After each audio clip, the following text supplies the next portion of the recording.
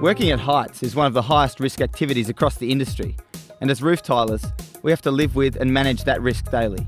Here are some key things to remember when working on a roof, so that we all get to go home safely every day. Step 1. Pre-job assessment. As they say, preparation and pre-starts prevent pretty poor performance. So a key to starting any job, large or small, is to go through a thorough pre-start process. As part of the pre-start, make sure your crew are qualified, trained and experienced in what they will be asked to do, and that everyone is clear on what's expected of them that day. Check the site for any hazards and risks that could affect you and make sure the best controls are put in place before you start working.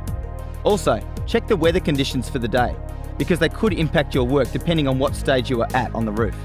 Make sure everyone in your crew is fully aware of and familiar with the emergency response plan in case someone does fall. On new builds, physical fall protection must be in place and secure before getting onto the roof. Remember, no fall protection, no start.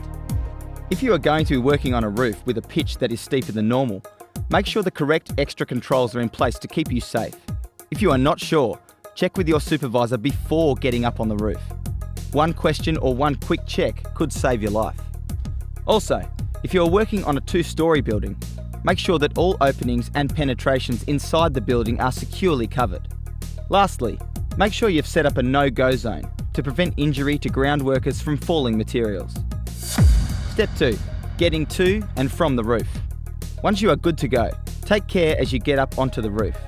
It's important to wear footwear with good grip and that the treads are as clean as possible to prevent slipping.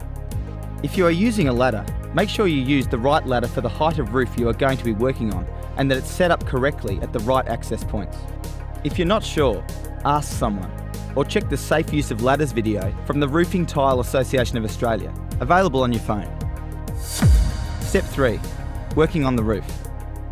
On new builds, you're the most exposed to the risk of falling from the roof when you're first marking out and fixing the battens. So when you first get on the roof, check that the trusses are secure, fully braced off and safe to walk on. If trusses are wider than 600mm apart, additional controls are needed, so call your supervisor for advice. Whenever possible, walk on the bottom chord of the trusses while you're marking and laying your battens, so the trusses themselves act as fall protection for you. While you're fixing the battens, look out for anything wrong with the batten that could become a weak spot. Fix your battens, starting at the bottom of the roof and working your way up. This provides extra fall protection as you move higher up the roof. As you walk around the roof, remember to only stand on the junction where the batten crosses the truss before the tiles are laid. And once the tiles are laid, stand on the tile overlap to prevent them from breaking and losing your balance. When working near the valleys, always walk on the battens or tiles, never on the valley irons themselves because they can be very slippery when wet. Rolling out sarking is always a 2-person job. Always remember to place the shiny side down and take extra care when rolling it out. Once the tiles are laid and pointing begins, make sure you don't overfill your bedding buckets.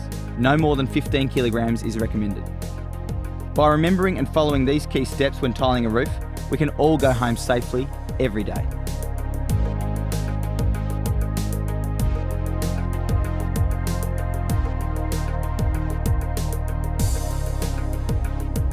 Think smart before you start. Keep safety in mind. It will save you behind.